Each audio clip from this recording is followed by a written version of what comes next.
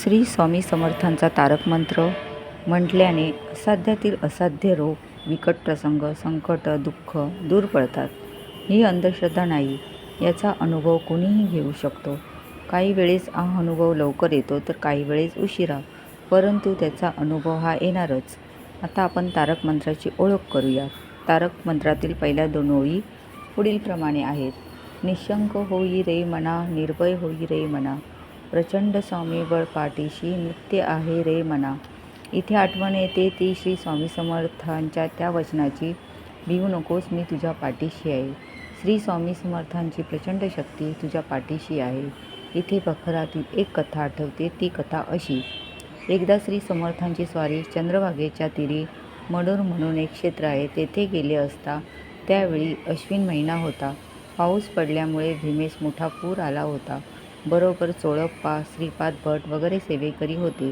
चोळप्पा श्रीची प्रार्थना करू लागले की, महाराज, येथे भोजनाची काहीच तयारी नाही, काय करावे? समर्थ म्हणाले, पलीकडे जायचे होते, पण भीमेस महापूर आला आहे. बरे, नौका ही पलीकडच्या तीरी आहेत, पलीकडे जाऊन नौका आणतो. कोण? चोळप्पा म्हणाला, पलीकडे जाता आले असते, परंतु सांगाडी भोपळे नाहीत. बरे, नौकेशिवाय पुरात उडी घालणे म्हणजे प्राण देणे.